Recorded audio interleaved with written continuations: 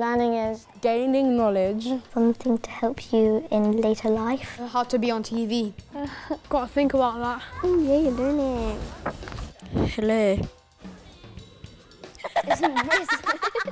Learning is... It's important. You can go first. Learning, it makes you clever and smart. Learning's what you need. Gaining knowledge and skills. Learning means that you can get somewhere. It makes you feel really good inside. Learning means telling me something and I will remember it forever. Learning means everything to me. It can be exciting, but it can be boring. Learning is finding out new things. We are talking about learning today. Learning is good for life.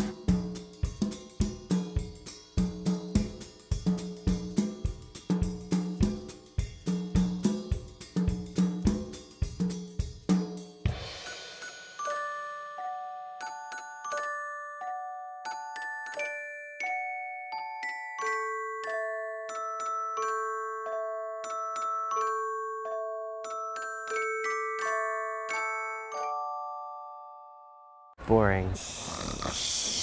Well, there are certain lessons where that does happen. Science. Maths. Literacy. Literacy. Mostly it happens in history or RE. It takes forever. We do more time on that than we do on anything else, really. Nagging. Non-stop work. When they just keep talking endlessly. Certain teachers' voices. I'm just thinking, oh God, I'd rather be home and stab pins in my eyes then. Tell someone else off. You just have to sit there and watch. That is definitely boring. Also if like they repeat stuff again and again. Copying out of a textbook. Copying out of textbooks all lesson. Which is really boring. You sometimes have those lessons where you've done all your work and then you've just got nothing left to do. Yeah, that is kind of boring. And she kind of says, Morgan, are you bored? And I'm like, yeah.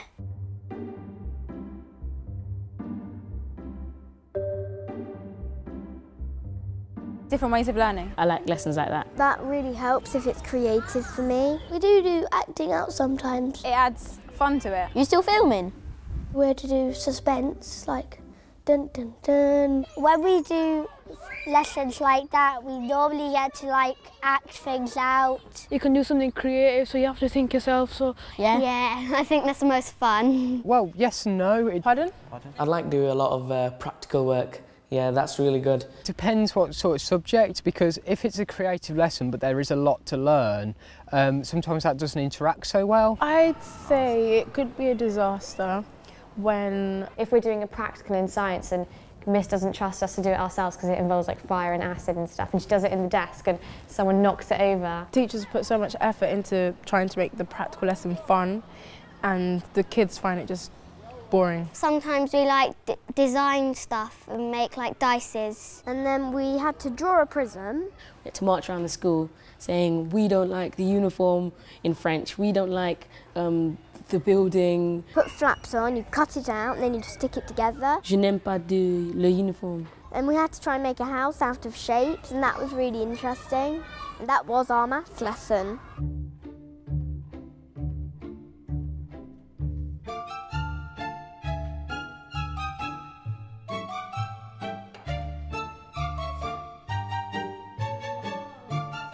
Working with friends. Isn't it good? Yes. I think sometimes People work better with their friends. It depends on what kind of group you have. Sometimes your friends distract you and you have conversations with them. Hello, how are you? Can do if it's like a practical lesson. it is better. It encourages me to work harder. Yeah, I do like working with friends. It's also good to have company, so you're not just, you know, by yourself studying, but Sometimes when I work with my friends, I get things done quicker. On the whole, when you've got a friend next to you explaining what you need to do and you're explaining to them what to do, you understand it better. And I don't think you should work with people you don't get on with. The problem with friendship groups is that Say you've had a really good weekend and you just want to tell them all about your weekend. Some people mess around, you'd start chatting and Then you don't get any of the work done. which can be a disaster in class. If you can work with your friends sensibly, then you can.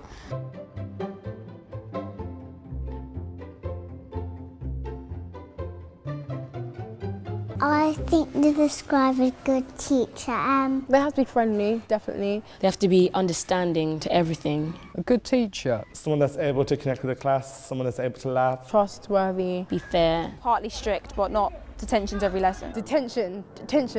Be open for new ideas. In a way, you've got to be good at telling people off. Because you get some teachers who, you say they're great for a kind of DOS lesson. He likes teaching, I reckon, because he makes it fun for himself because the other day he dressed up as someone and came out and pretended to be him.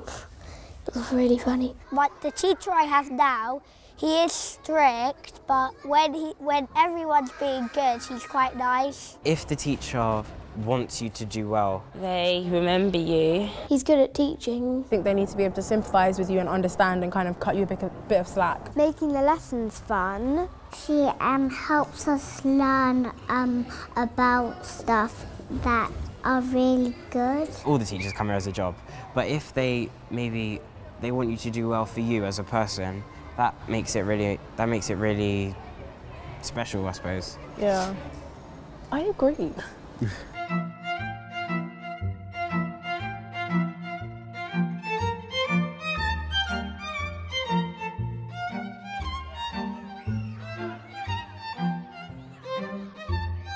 It would be nice if everyone in the school would know your name. Some teachers treat you just like a number on a piece of paper, to be honest. Some teachers don't even know your name though. Yeah. Because loads of people call me Lola, which I don't like, because that's not my name. It depends how long they've known me. Like, most of the time, like 95% she knows me quite well. But some of the teachers really become your friends. My teacher knows I love football. You can show a bit more of your personality to a friendly teacher than you can to a strict teacher. Some teachers, They don't really want to get to know you. My teacher knows that I love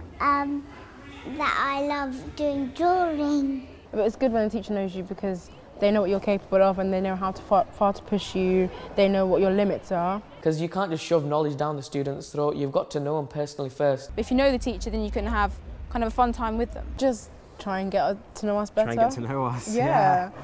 You know, you can't really do anything more than that.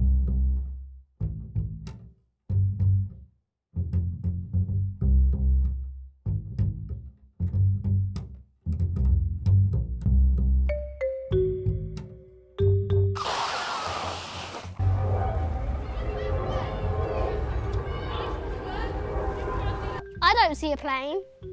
I don't hear one either. I like them. Noise. I've never actually noticed that many planes before. When it's noisy, I can't really hear what the teacher's saying. It's hard to get on with your work well, for me, if there's a lot of noise going around. And then I do it wrong and just maybe I might get a time out or something. I think the classroom should be... Maybe not complete silence, maybe a bit of noise. I don't really like it silent. Don't shout. I'm a teacher, now be quiet and go away. Oh God, shouting again. If it's quiet, it gets too quiet. Complete silence makes the lesson kind of boring. Because it doesn't feel normal when it's silent. Because then I get a buzzing in my head, and that's irritating. Like a discussion kind of level, so you can hear each other without shouting. I wouldn't like a noisy classroom or a quiet classroom. I'd like a few people talking and a few people quiet. Because it's nice to hear people talking. So we know they're happy. Yeah.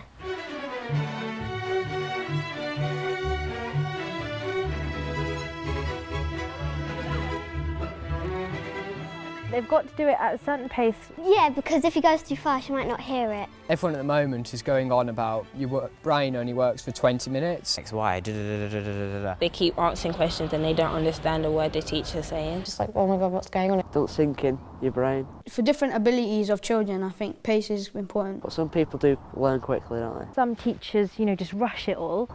But some people are slow. If he talks too slow, it'd be like, do this. People lose interest and then they start talking and then the lesson just gets out of control completely. It gets boring. It doesn't bother me with the pace the teacher goes, as long as I understand it. Some children might have a disability in learning, so it's really important to go slow.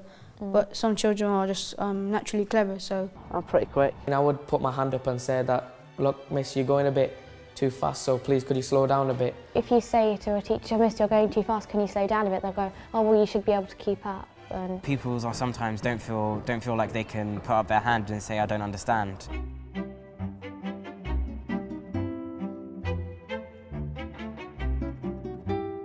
We we do get rewards. What do you mean by reward? Merits are good. Everyone loves to go on trips. Yeah, everyone loves trips. But merits or... Stamps don't work for me.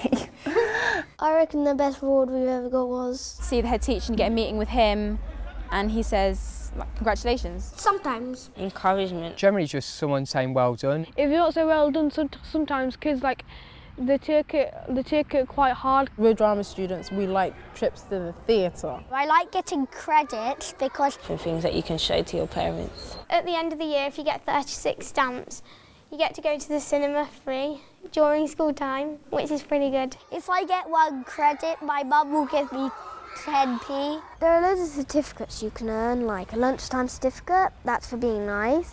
Trips. The stamp system. I've only got about 3. In this school, when you get a reward, it's a sticker or a mark that goes on a chart or something. Year 7 teachers give quite a lot of stamps, like you'll get like 1 every lesson or something. In year 8, you're not as bad as in year 9, you just give up.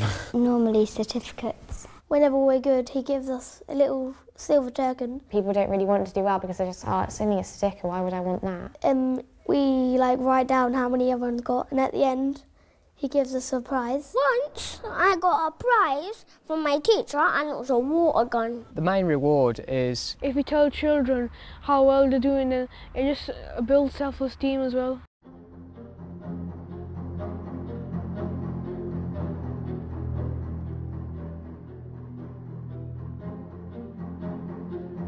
Too soft. I think a bad teacher would be someone who's strict. Bad personality. Someone who just wants to work for the money, they're not really bothered about teaching kids. Teacher that doesn't listen, gets so angry. Shouts all the time. Yeah, they just shout at you for like no reason. That's not fair at all. Teacher that doesn't respect. That is the worst thing. Gets frustrated easily and is unable to control the class. Go to your table. Go do it right now. Like, I really hate it when teachers don't listen to you. Never smiling. No. Someone who's really quiet and like scared to say things. Like a nervous wreck. Like send you out just 'cause like you made a mistake or something like that. She'll shout at you every time you want to do something. She'll say, no! Yeah, teachers like that, I don't like them teachers like that.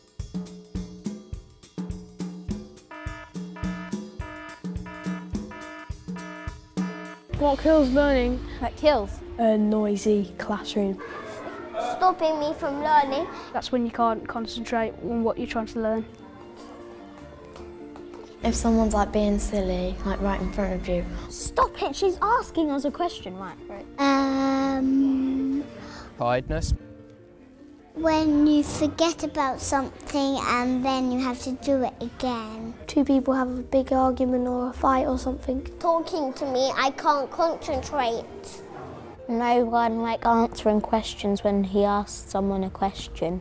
I think getting kicked out of school. Stay on a subject for 20 minutes and then change and think that you memorised it already. If students don't see like a target to work towards, then they don't see the point of doing anything. Things like that. If a teacher didn't turn up. That's the worst thing. That stops you learning. Go on, go on.